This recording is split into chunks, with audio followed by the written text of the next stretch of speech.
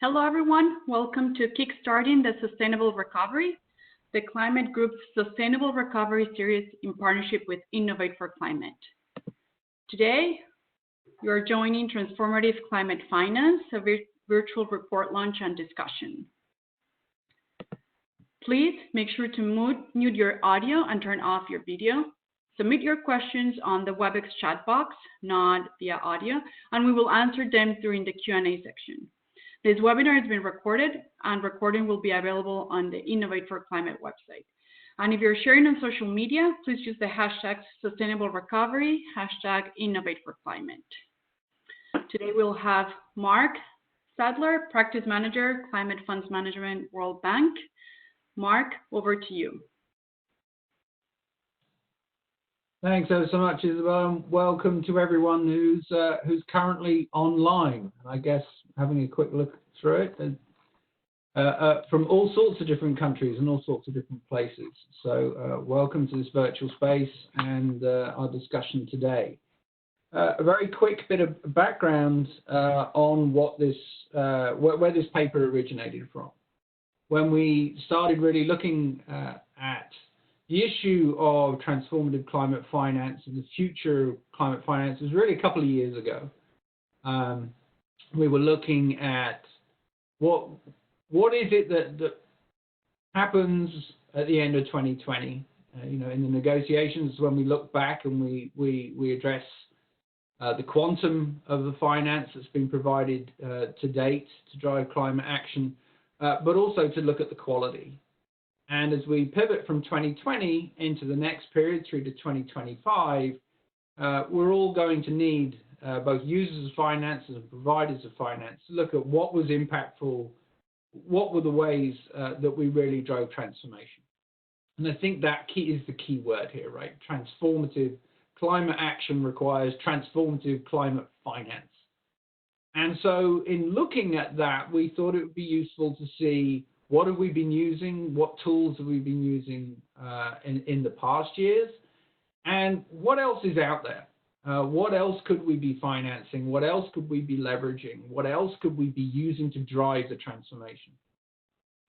And of course, that's an incredibly important topic, and that was the origin of the paper. But even more so now, as we look at the COVID recovery, the efficiency of finance, the leveraging of finance, and how we really drive green stimulus has really focused this subject even more than when we originally started out on this journey. And there are a lot of questions about how we actually drive finance to action in a way that can actually drive the stimulus and drive that transformation. And ultimately, that brings to the big question, and especially the one that is in some ways most relevant for us as the World Bank, as a development institution, and that is this conversation we often refer to as billions to trillions, but this is really in climate action where the rubber hits the road. The demands of climate finance to drive the systemic transformation are in the trillions. And lots of numbers, lots of ways of calculating, but at the end of the day, you're talking about trillions. And a dedicated public finance that's coming at that is in the billions. Somewhere, somehow, we have to bridge this financial gap. And in the middle of that, complicated politics, complicated economic systems, but ultimately what we were really trying to get at here with this paper wasn't to answer the questions, but was to lay out the framework of those issues that are there, the approaches that maybe we haven't taken in before, and really putting it out there as a discussion piece. This is not us trying to say, here's the silver bullet or the silver buckshot. It's really trying to start this conversation and to bring in other stakeholders. Often this finance conversation around climate finance doesn't actually occur in the financial sector or ministries of finance. It often occurs in political contexts with other ministries. We need to broaden the group of stakeholders, we need to inform, and we need to give focus to what is it that we're really trying to achieve and how can liquidity flow to get there. That's an overview of the report. Today, very quickly, what we'll do is Jonathan will give an overview of the main findings. Later on, if it's not already available, the report will be online. And then we have an eminent panel. I won't go and try and introduce them all because that would probably take about 2 hours, given what they've all done in their previous lives and current activities. But we've got Barbara Buchner from CPI, Fiona Stewart from the World Bank from our financial practice, Sir Pete Betts, who was formerly UK government and now up to all sorts, and Professor Patrick Bolton. Sorry, got that wrong, Patrick. Switching around, from Imperial College, to give some of their views and some of their insights on what they've read and some of their indicators about what's missing, or where we go from here. So, without further ado, Jonathan, I'm 1 minute late, but over to you.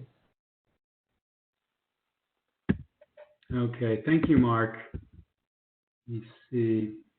I hope you can hear me now. Welcome, everyone, and thank you for joining us. I'm Jonathan Cooney, a Senior Climate Finance Specialist at the World Bank. It's very gratifying to see so much interest in this webinar, so many people joining. And I think it just speaks to the interest in the topic of climate finance, and more particular, a desire to review the way the climate finance is programmed now with intentions to increase its impact, its transformative nature, and helping developing countries reach low carbon development. So we hope with the discussion of the report we're going to release today and very much hearing from the distinguished panel, we can contribute to that conversation and make it worth your while. I'm going to go through summarizing the report in about 10 or 15 minutes, try to keep it high level, and then we will move on to hear from the panelists and finally Q&A from you all in the audience. So hopefully this works. Okay, people shout out if you're not seeing my screen now. Mark set this up very well, so I don't need to do that and just move on.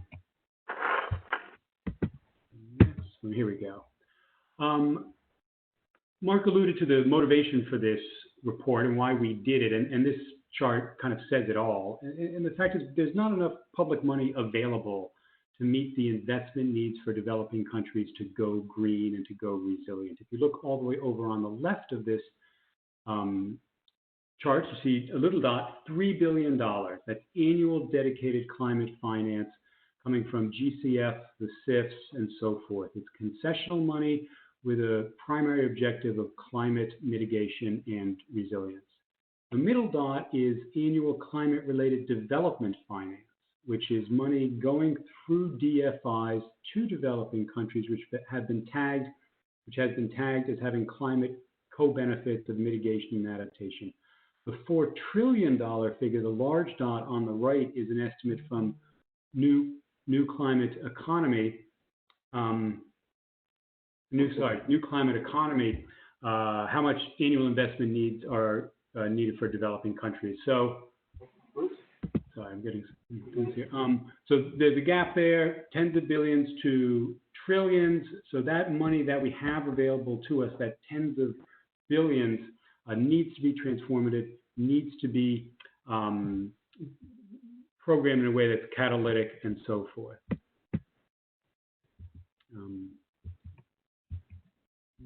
On here, whoops. Trying to move, there we go.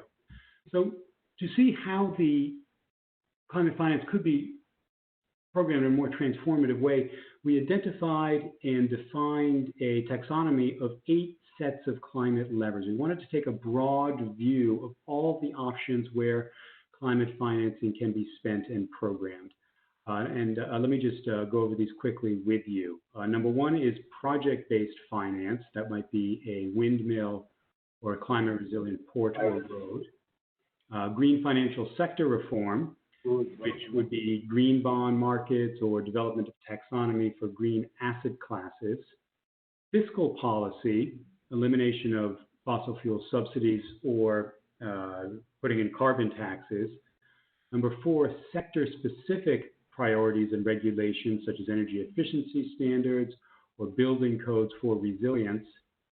Trade policies, which can be effective in driving climate action.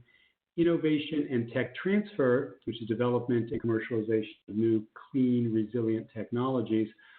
Carbon markets, which people know from Europe and internationally with CDM. And finally, last but certainly not least,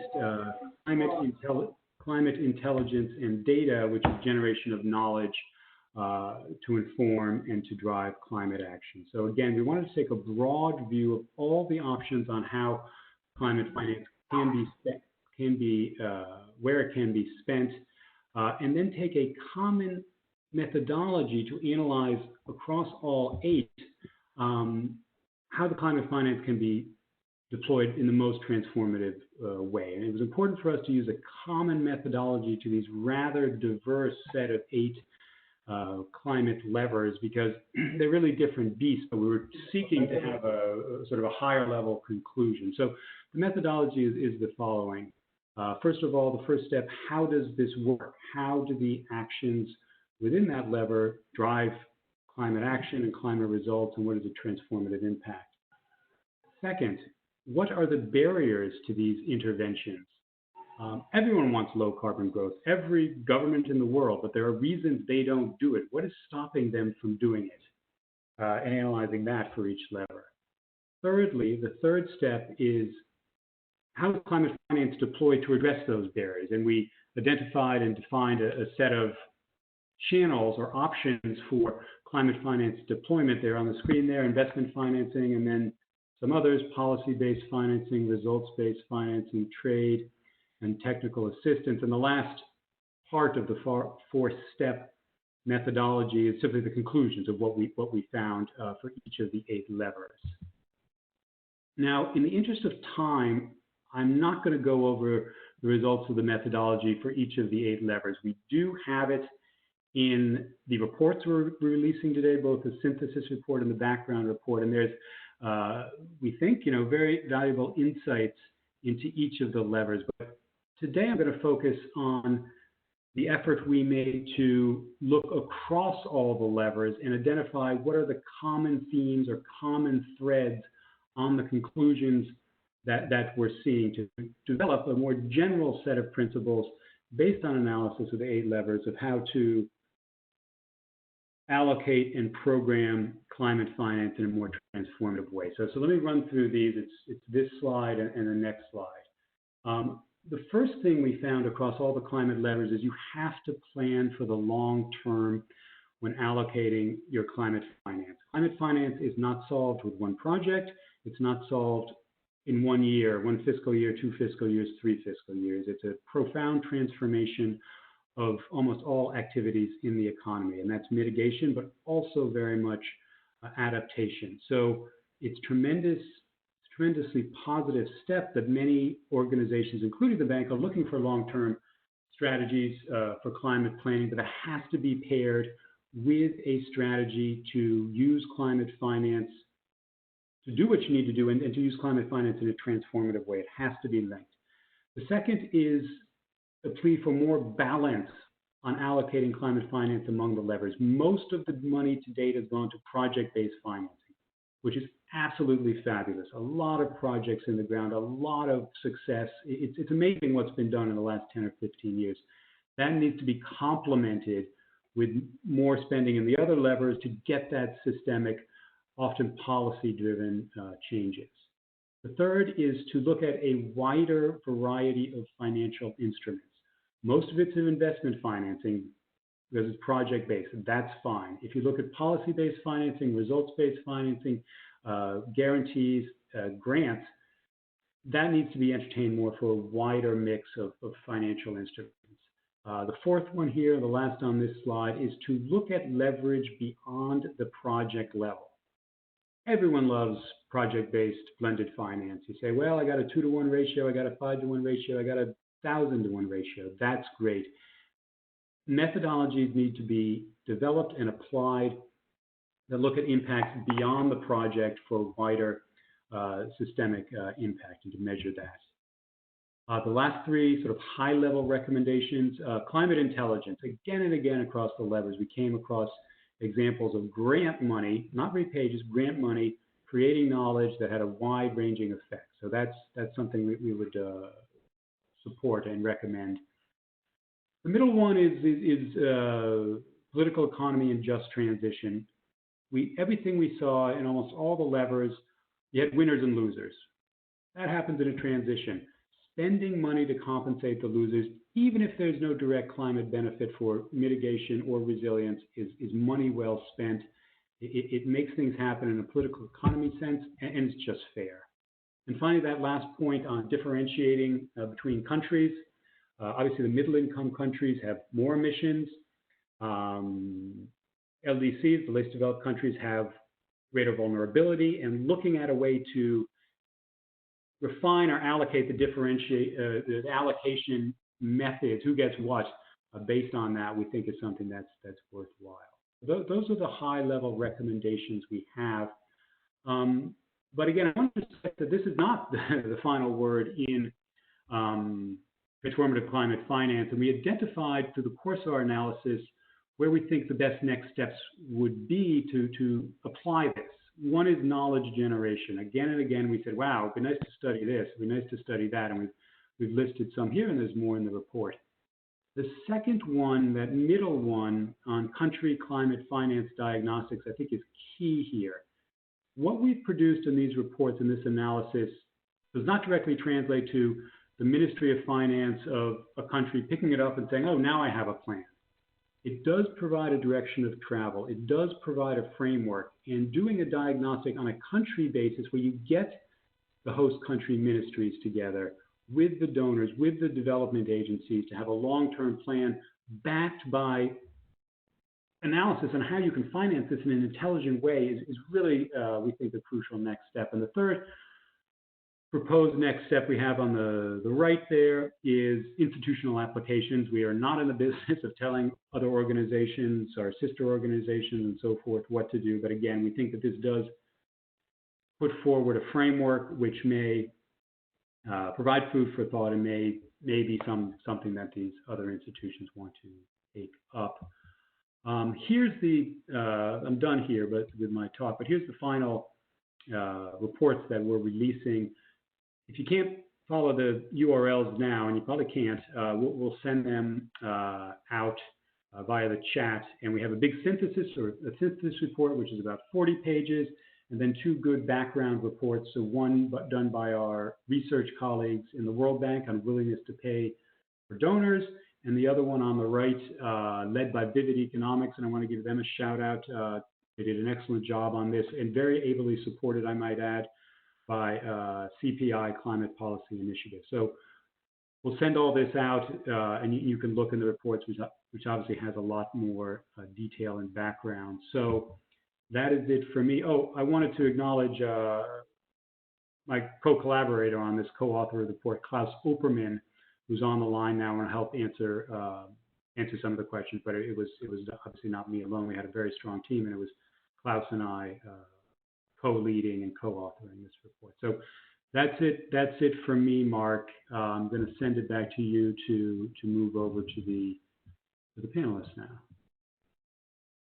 Great, thanks ever so much, Jonathan. And we're still holding that 1 minute behind the schedule. So that's good news. Well done. Thank you very much for that. Okay, so the next 20 minutes, we're going to ask each of our panelists to sort of spend 5 minutes giving their reflections and/or inputs. One thing for you, those of you online, it would be great if you have questions, if you submit them through the chat space, so that I can then ask them at after the panelists have spoken. We'll have about 10 minutes according to the current schedule for me to fire some of your questions at the panelists. Maybe not fire, ask gently. Let's be nice about it, but I'm ready to fire as well if it's necessary. So we have a running order. Barbara, over to you. What are your takeaways? What's your view? Thanks so much, Mark, and thanks so much, Jonathan, for having me in for this report, which I think is really important, and probably today even more important than when you started it, because I do think investment is critical to achieve really our dual goals of climate ambition and the green recovery. So let me just give you some reflections a little bit on the initial figures that you have shown on where does the world stand before commenting on a couple of the levers that you have run us through and the broader recommendations. So in our latest 2019 Global Climate Finance Landscape, which provides the most comprehensive overview of global climate-related primary investment, we were able to capture a 6-year trend, including the first major wave on investments following the ratification of the Paris Agreement. And in a nutshell, annual tracked climate finance in 2017 and 2018 crossed for the first time the $500 billion mark. Annual flows rose to $579 billion on average, representing a 25% increase from the previous 2 years. And this rise reflects the steady increases in financing across nearly all types of investors, which obviously is good news. Just very briefly, 3 highlights from our analysis there. I think the first one, private sector provides the bulk of finance, of 56%, showing that some markets are maturing, but the public sector remains the engine behind the climate finance architecture, and I think the current situation certainly has confirmed that. Second, the vast majority, 93% of tracked finance continues to flow towards activities for mitigation, and while adaptation and activities that provide both mitigation and adaptation benefits saw significant finance increases, our figures still reflect an overall disparity in investment. And I think the current situation shows the importance of investing and resilience. And then third, more than 3/4 of total climate finance flows were raised and spent within the same country, confirming the strong domestic preference of investors that we have identified in previous years' landscape reports and highlighting the importance of domestic frameworks for attracting investment. I think, again, another powerful lesson for the current situation. However, while the overall direction of climate finance trends is positive, we are falling far short of what is needed under a 1.5C scenario, and we really need a change of gear. And I think, Mark, you've said that before, there's lots of estimates, various types of estimates, but we certainly need to really switch gears, and increasing climate finance commitments alone is not enough. It is more crucial than ever to phase out fossil fuel investments. And in this context, I think, again, coming back to the report, scarce public and other concessional financial resources must be used in a more transformative way. And this will require some unprecedented collaboration between governments, regulators, development banks, and private investments to align all financing with climate and sustainable development goals in order to identify the business models that can best enable private investment and scale to really come up with more common frameworks to defining also climate-aligned and SDG-compatible investment. So we really need to think outside of the box and come up with disruptive, innovative approaches that can help unlock climate finance at scale. And this brings me to one of the levers that you have identified, the importance of innovation. I think innovation really is desirable and necessary across the spectrum, both from the project level business models to the larger wholesale deployment of public and private finance. If we are to reach the scale we need for the deployment of resources to make the 2030 and 2050 timelines everyone is speaking about. So just then some examples here at the project level. We have had quite some success with the Global Innovation Lab for Climate Finance, which CPI manages and which is regarded as one of the most successful climate finance incubators. And although we have some of the lab graduates like Climate Investor One or Craft raise some significant amounts of capital, we need to ensure that a higher percentage of successfully incubated solutions actually become commercially viable. And towards this end, we are currently collaborating with one of the lab funders, Rockefeller Foundation, to design a $110 million fund that will provide technical assistance and deploy catalytic capital to help this happen, not just for lab instruments, but for all scalable lag-like innovative business models and solutions. But innovative thinking must also be welcomed into fiscal policy, another lever you have identified for larger scale deployment of public finance for low carbon resilient recovery. And we also need to see innovation in how public financial institutions themselves do business in order to catalyze more investments. What can they change at a strategic level of their institutions in terms of incentives and targets to increase their focus on the most transformative approaches? And how can they work more closely with governments to improve the enabling environments? And just a final note on the climate intelligence lever, which I was very glad to see that you were highlighting that, because we think it's underdeveloped and perhaps therefore also underutilized.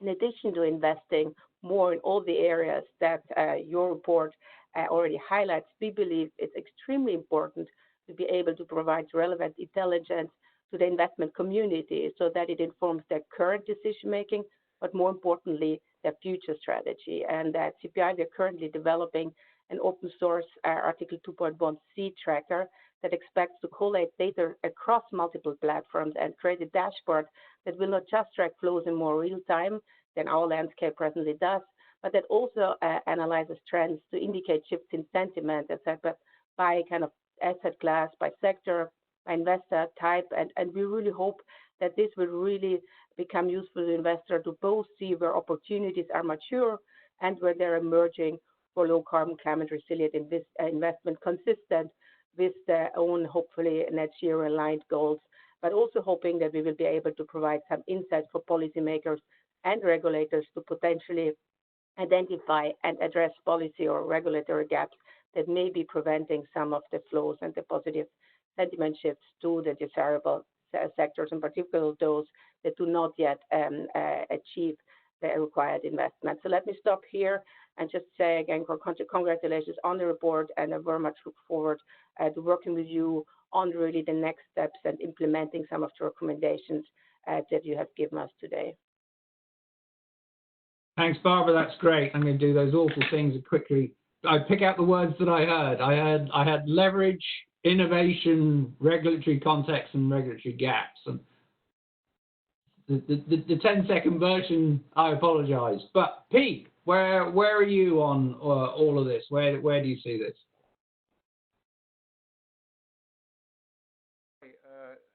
Mark, and hello to everyone, and thank you very much for the invitation, for the opportunity to comment on this excellent. We're not hearing you clearly at the moment, Pete.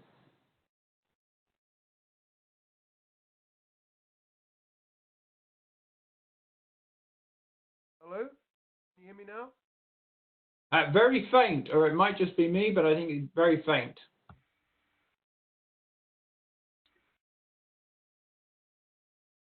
Is that any better?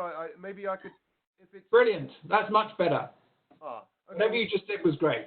I've just used up about 60% of my allotted 5 minutes. So I better talk fast. Don't worry. Keep going, Pete. We want to hear what you have to think and say. Thank you very much for sight of this very good report and the opportunity to comment.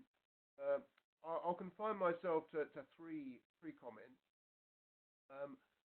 focusing on sort of areas of challenge in a context where I think this report is excellent.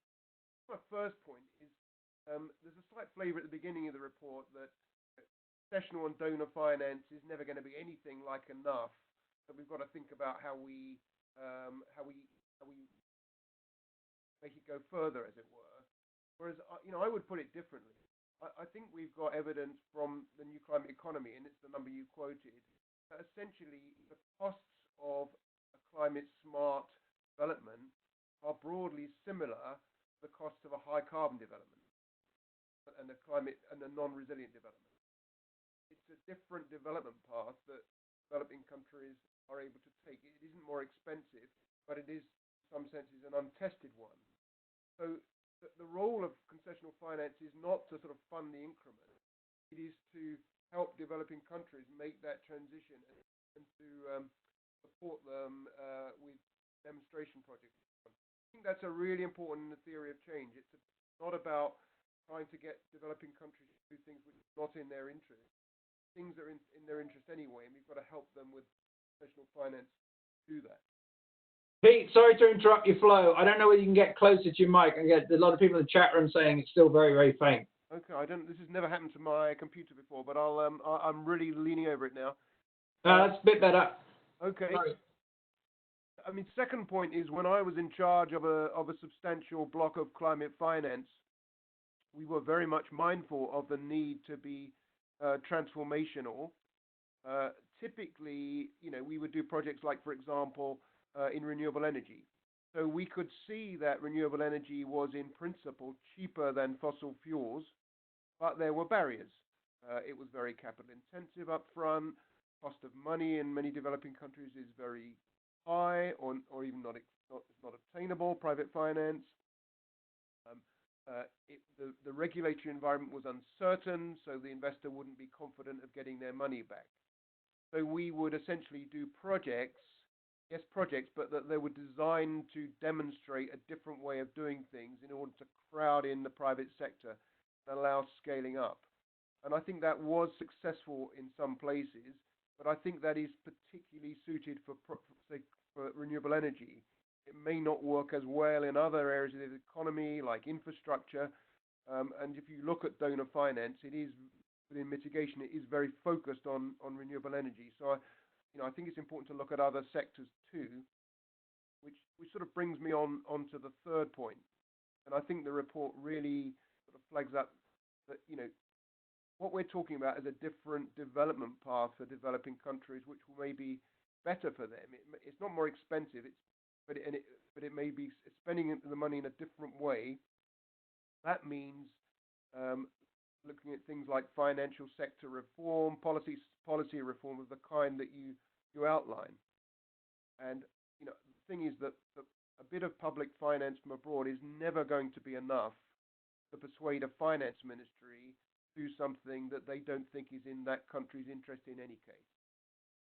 So it's not just about trying to induce countries to do things with a little bit of money. It's about a conversation with the finance ministry, with the planning ministry about their entire plan, and then talking about how we can help them with targeted concessional finance of different kinds to help them roll out that different development path in as efficient and inclusive as way as possible.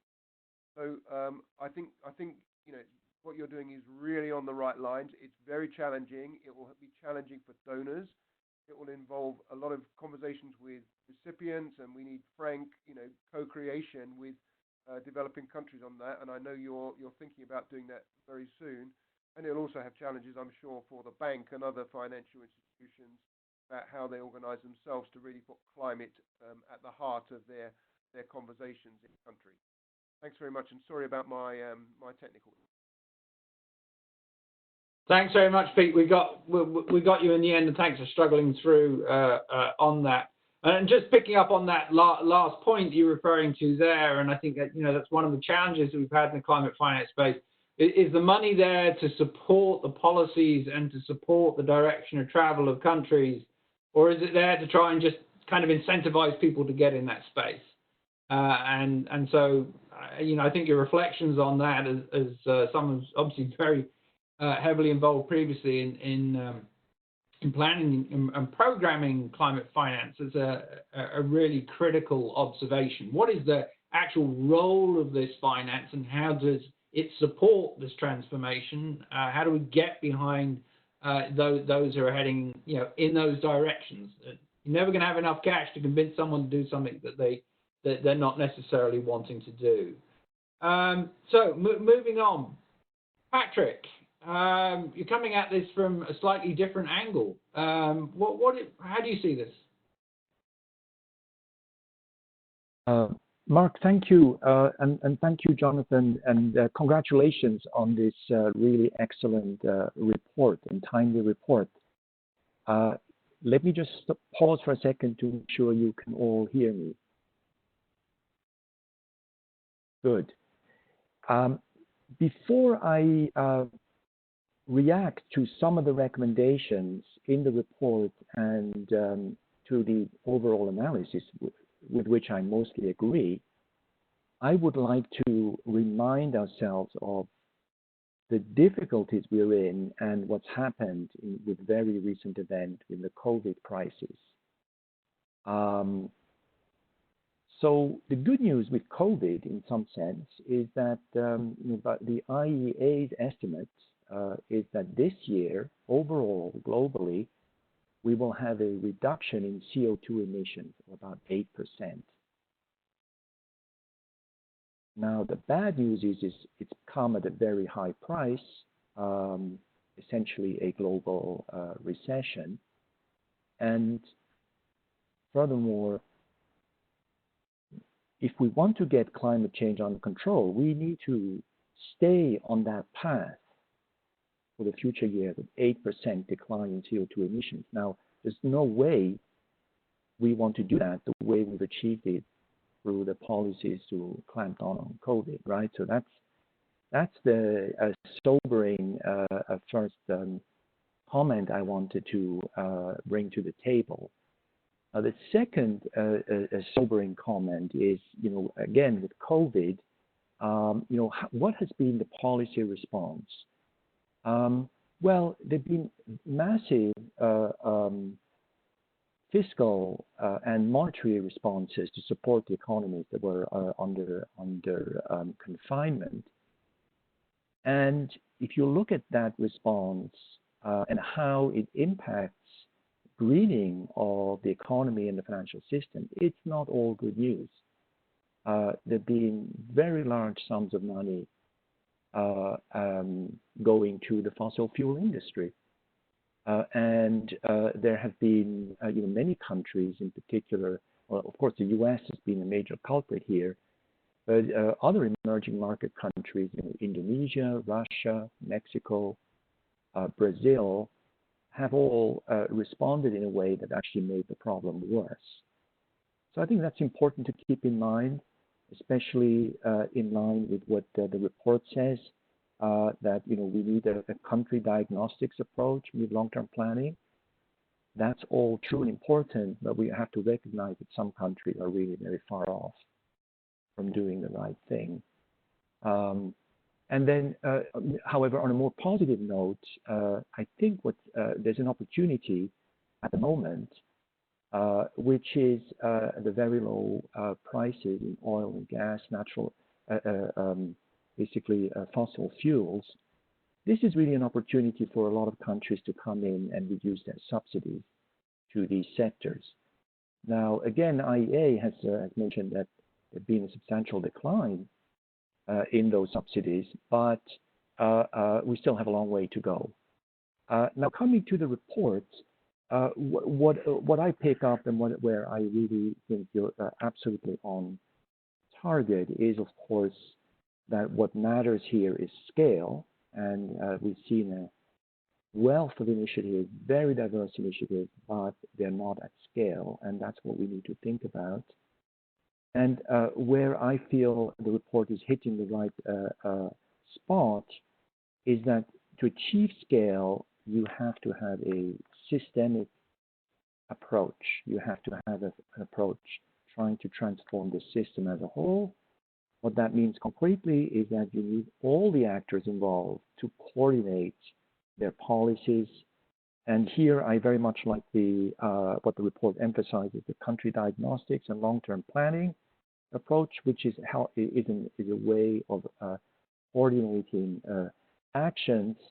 And here, as far as MDBs are concerned, I think there's a big opportunity is greater coordination of policy with central banks around the world through the Network for Greening the Financial System, the NGFS. I know the World Bank group is a observer of that network, and these central banks are putting in place systematic policies to green the financial system. And I think MDBs, the more they can align themselves with this policy, the better. Now, in terms of leveraging the money that MDBs have, the limited money, I won't touch that. You've already commented on that, and that's very well covered in the report. One last comment I would like to make, coming back to the current context. In order to get this coordinated approach, leveraging what MDBs are doing, going beyond project finance, greening the entire financial system, the one term I would like to put on the table that I think is very important, one notion, is conditionality. And I know conditionality will be on the table for a number of countries in the next few months, when we're going to see difficulties they're going to face with respect to limited funding and debt crises. Now, it would be a shame if the response of the official sector, NDBs, the IMF, to those debt crises didn't involve any conditionality, and in particular, green conditionality. I think that would be a very important, again, opportunity to move things forward in the short run. Let me stop my comments here and say again how much congratulate you on this fantastic report. Thanks, Patrick. As always, provocative and to the point, and very, very clear. You touched on a number of issues there, but this issue about the policy space and are we going in the right direction? The recent report that came out looking at European countries and the degree to which their stimulus was green versus brown, and interesting findings in the middle of that. A highly discussed and contentious word around conditionality. I certainly don't think anyone's in a rush to get back to the days of Washington Consensus, but I think that there is obviously a clear drive to support those that are driving the low carbon future, and that's important in all countries on the planet. Sometimes as a development institution, obviously work with our development clients, but this applies to our shareholders as much as it does to our clients, and I think that's an important point that we want to make. Fiona, Patrick has unleashed and unhooked the issues around greening financial sector and what's the role of the financial sector. I couldn't think of a better person to talk to us about that piece or any piece of this report that struck you. Over to you. It's a very welcome report. It's got us all talking and thinking across silos and their sectors, so it's very welcome. I wanted to pick up on three things, following on from my fellow commenters earlier, where I think we need to think about how we leverage and the transformation, the leverage idea. One is on the planning that Pete mentioned, one is on the risk that Patrick mentioned, and then one is on the sort of opportunity side that Barbara's been doing very good work on at the CPI. So I think certainly on the planning side, I think this is key. And why I think this is important, the report's important, because we do tend to go from these very high, oh, here's the gap, here's these lovely big plans, straight to projects. We tend to leap from the top to the bottom. And I think there's a missing piece in the middle that you're alluding to, Pete. So one of the things we're trying to do with colleagues working on adaptation is think about how do we learn from the infrastructure world more generally, sort of PPP units, that how do we go from NDCs and national adaptation plans, etc., up here? How do we make sure that they get systematically looked at to think, well, what realistically could be financed by the private sector? And then how do we structure and blend that, just like a PPP unit does, taking a wish list of infrastructure strategic projects and then really thinking about where could we leverage on the private sector. I know there's been some comments in the chat box about, oh, public sector can finance. Yes, public sector will be needed to finance a lot of this area, but there are projects that have long-term cash flows that fit pension funds, that fit the big pots of institutional money, that wants to invest in these areas, that wants to move into these sort of projects. Thinking more strategically about the top up here to the bottom down here, I think will help unlock some of those potential opportunities. And that's something we're working on in a couple of countries at the moment. On the risk side, Patrick, on the greening finance, I agree with you. I think there's an awful lot of work to do here. Again, there was a comment about the sort of the green versus brown I saw in the chat box.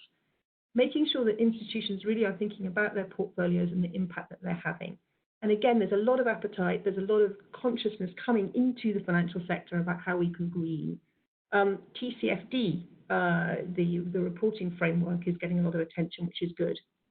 What we're trying to do at the bank, and I think what we need to do more, is make sure that those sort of initiatives really fit the context of a country.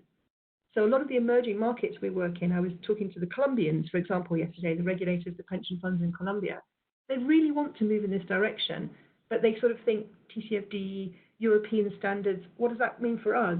We have a market that's underdeveloped, only a few stocks, some big oil stocks. How do we move in their context? So really trying to work with countries to make sure the regulators and the pension funds have a way of embedding it that fits their country context and has a plan forward, fits their countries, I think is very important. And again, I think that will unleash a lot of the power of the domestic investors that we need to really make this a global initiative. And then on the financing green side, we need to think about blending differently. I think we have to be honest. A lot of the leverage we've got from blended finance is great. The leverage levels, it really hasn't been great. How do we do that better? How do we improve that? And I think we need to think about blending differently. We need to think about different types of investor and how you put them together. So, Mark, I know you and Jonathan have views on this, and I know it's controversial, but the whole offset market, the whole corporate offsets, there's a wall of corporate money that would like to purchase impact, would like to purchase offsets. How do we use that in a way that's positive? How do we blend those type of impact investors with concessional finance and with long-term investors like the institutions? And how do we blend different types of projects? So I think, again, there's interesting, for example, some of the forestry funds globally that are working on commercial forestry, but then with, again, an offset, carbon offset stream, which again can be an interesting type of way of blending projects and different investment as well as investor. And I think there's a lot of innovation coming in this area. I know, Barbara, I think you guys have been doing some good work in India around sort of refinancing on the renewable energies. I like the green bonds, I think, are very powerful, and I think they can be very powerful in terms of getting money to developing countries. One thing we've seen with green bonds is investors have invested in a green bond in a country where they would never actually have invested in the country or the currency in a vanilla bond. But for some reason, they're happy to do that with a green bond.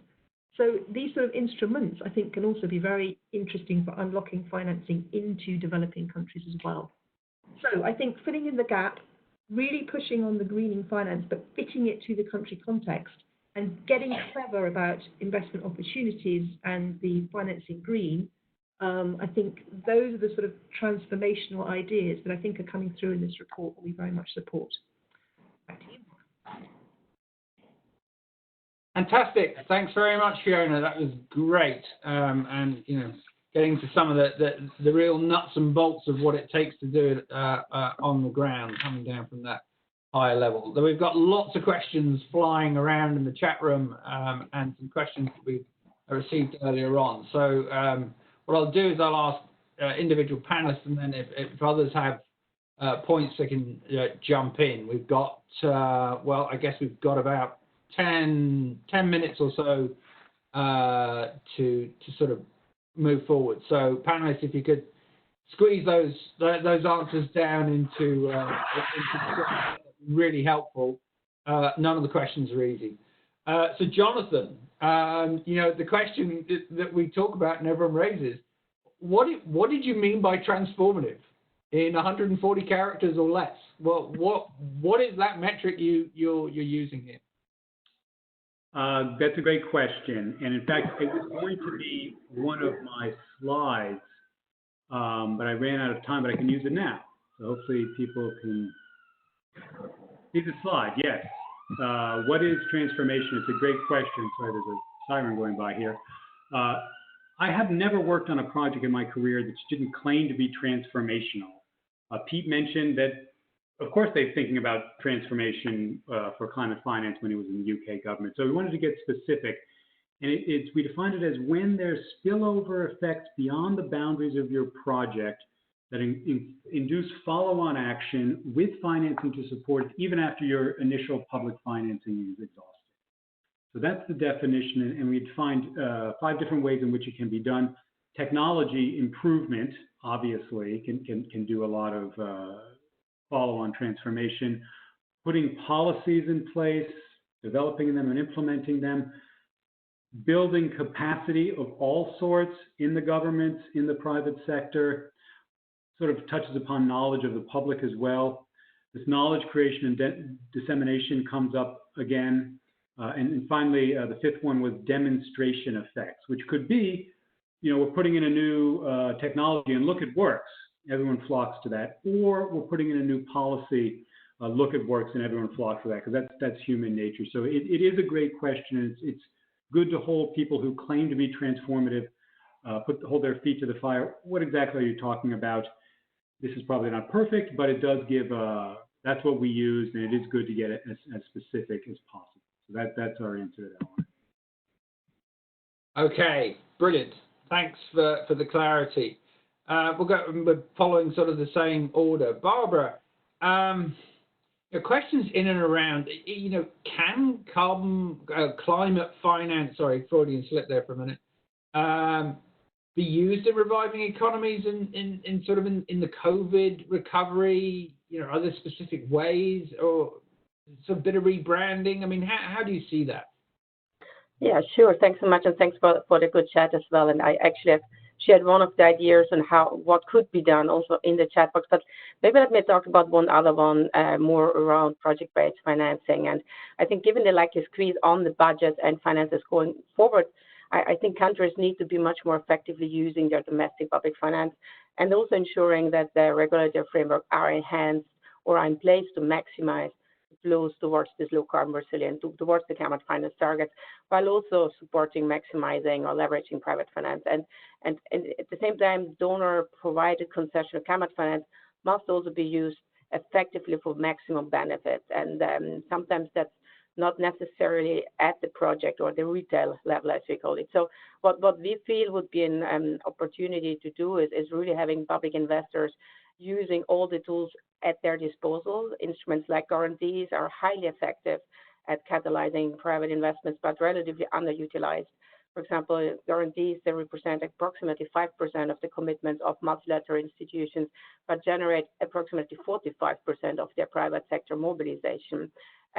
At the same time, building capacity for financial intermediaries like local banks or national development banks is a really critical and I think effective way of increasing project level financing. And just as an example, take infrastructure investments. The investments in sustainable infrastructure are about $6.9 trillion per year if we want to meet the global development needs through 2030. And developing countries will account for the majority of these investments. So progress in scaling up sustainable infrastructure finance is slow, and the risk of locking in some of the high emissions pathways is real. So what we're working on at the moment is an initiative that's called Fast Infra. It's being developed together, the GIFT, HSBC, IFC, and the OECD and CPI under the auspices of the One Planet Lab. And it is an industry-led public-private initiative that really aims to scale up private investment in sustainable infrastructure in developing countries through strategic use of blended finance in an integrated framework. So we are planning 2 actions to raise the supply of and the demand for sustainable infrastructure financings in developing countries. First, to develop a sustainable infrastructure label, again, coming a little bit more on the intelligence side. And second, developing platforms for targeted financial interventions to deliver at scale via national development banks and domestic financial institutions. And again, I think this is a way to rethink about how can you better use public finance to really target both climate ambition, but also really helping sustainable development more general. I have a few other ideas, but I'll stop here and hand back to you, Mark. Great, thanks for that. Pete, I think people are taking away that, and they're with you on we need to spend public money better. Do we also need more public money? And that's the question that's coming through. I think we do need more public money. Developed countries need to meet their commitments, for example. But we also need to target that public money on the countries and the problems that need it most. So if you take resilience, the usual example is renewable energy. Take resilience. I've been doing some work with some organizations that shows that you can build infrastructure that is resilient. If you do it well, you can do it for the same price because you get cheaper money. The money is less expensive because the asset is more robust and your value stream from the asset is lower. So if you can do that, then you can target scarce public finance at the poorest countries and at the most vulnerable countries. Certainly in the UK, we always did target public finance at the poorest. Doesn't mean you don't support emerging economies and middle-income countries as well. You certainly do, but you need graduated or with the most concessional for the poorest. Okay, thanks for that. Yes, targeting concessionality putting the money where it really is going to have the impact. Picking up one of your points there, Patrick, I mean, you picked up this issue about basically fossil fuel subsidies, low price of oil and gas. We're not seeing some big fundamentals to drive that in a different direction at the moment. How do we do a better job of selling these types of greening subsidies or policy reform better for countries? Right? Because we agree, right? Things aren't going to move unless the whole country moves. One solar plant will not drive a total country transformation. What better levers do we have? How do we better sell why these policies make sense, both in the north and the south? Let's be clear. Yes, thank you, Mark. I think the short answer to this is, again, what I mentioned, conditionality. So, but it's not the conditionality in old days of the Washington Consensus, the way you refer to. It's green conditionality, and we know that in the coming year, a lot of poor and middle-income countries are going to need financial support just to fight COVID, just to keep their public finances in order. That money will come from NDBs and from the official sector. It would be a shame if that money was not made conditional on green actions. So, for example, Brazil. Why not make financial support for Brazil in case it runs into a debt crisis conditional on stopping deforestation, that kind of thing?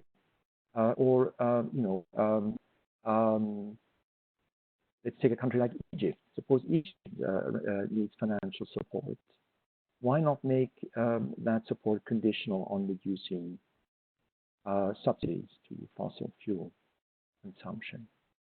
I think that will go a long way in implementing, because everybody's been talking for years about these subsidies to the fossil fuel sector, which are completely wasteful. Politically, they are hard to remove. But once you're in a world where conditions are imposed, it makes it easier to remove those subsidies. Fiona, you sort of start us off on some of the specifics. I'm just wondering, is there a particular country example of where you work in greening financial sector where you think if only we'd had real access to climate finance, this would have made our lives easier? This would have taken us across the line. Not immediately, but I think the countries where you can see examples where there is this more holistic thinking, I think, starting to work better. So thinking of South Africa, where they have the sort of renewables program, but then they're also sort of working on an NDC basis, and there's a lot of good sectoral work as well going on. So it's the countries where you're beginning to see the pieces adding up, I think, where you can actually sort of see things something more transformative. Again, as mentioned, Colombia was a good example where you've got the ministry buy-in to develop a taxonomy. You've got the central bank working on the banking sector and looking at risks, stress testing the banking portfolio. And then you've got the other financial sector regulators working on the embedding on the investment side. So I think the countries where you're starting to see that the pieces add together is where it's really coming through. Carbon prices obviously is helpful if you want to sort of have offset markets. So other pieces of the policy where they come in, I think, is helpful as well. But having champions across the financial sector, which is why, Patrick, you mentioned the NGFS, but this sort of coalition of finance ministers, I think, is also potential to be very transformative. They have the central role that can pull a lot of these pieces together. So finding those champions in those countries that have champions to do that, I think, is one way we could really start to get some movement. Great. Thanks to everyone. We have 1 minute left. I have to thank all the panelists for being so efficient that we've actually ended up with a minute left at the end. If I had a day, I couldn't possibly try and pull all of this together. A highly complex discussion with many different questions left unanswered. As I said right at the beginning, the idea of the report is not necessarily to answer the questions, but to be actually raising the questions in the first place. to be trying to bring different stakeholders together who haven't necessarily been involved in the climate finance discussion, and that includes ministries of finance. And I want to thank you all for your time. This is a conversation that's just starting. We'll continue with this, and most importantly, from the World Bank side, is what we do with this at the country level. What happens when we really get down to the nuts and bolts, and how do we use this transformative climate finance in an equitable and in a development mission. So thanks everyone for your time. We're on time. That's probably the first and last time I will ever manage to keep time so well. Thanks. Keep well, keep safe, and take care.